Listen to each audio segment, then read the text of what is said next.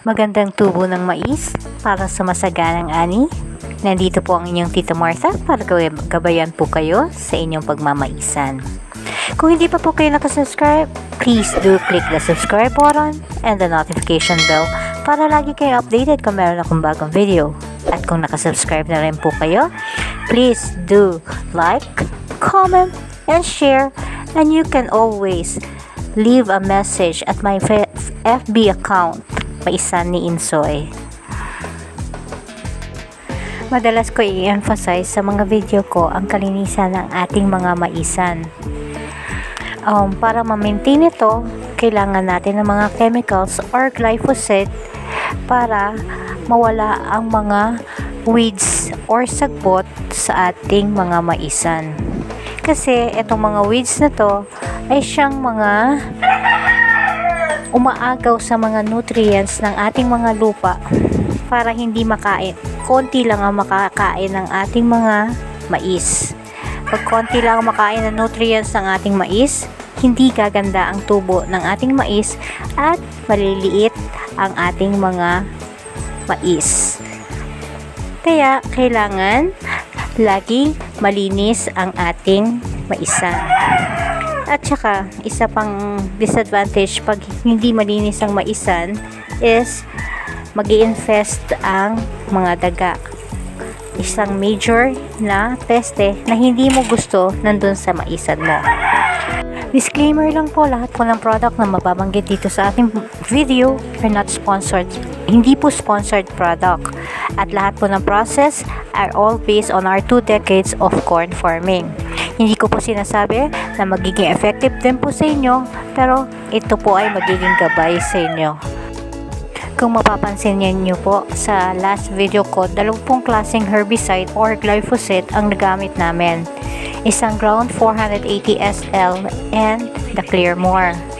Kasi po magkaiba po ang mga weeds na kanilang mga napapatay. Like the ground 480 SL, ang napapatay, wide range po ang napapatay niya. Actually, madami siyang napapatay na weeds. It is suitable po sa ating mga yung mga weeds na tumutubo sa ating mga maisan. Pero meron pong isang weed na mahirap po siyang patayin at hindi po siya napapatay ng ground 480 SL, which is the paragis, or dito sa amin ang tawag niya is bila-bila. On the other hand, ang Clearmore naman po ang siyang nakakapatay sa mga paragis or yung mga wide leaf na mga weeds. Kaya dalawa po ang ginagamit naming mga glyphosate or herbicide. Ang kanyang paggamit naman po, for every 16 liters ng backpack sprayer, bali 300 milliliters ng ground 480 SL and 150 milliliters ng Clearmore ang aming gamit dito sa aming At kailan po namin to ginagamit? First namin application is during the land preparation.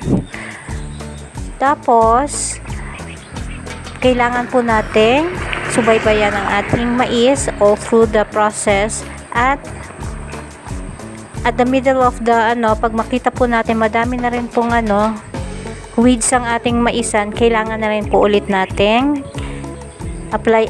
mag-spray ulit ng herbicide. At bago po mag-harvest ng ating mais, mag-spray din po tayo ng herbicide.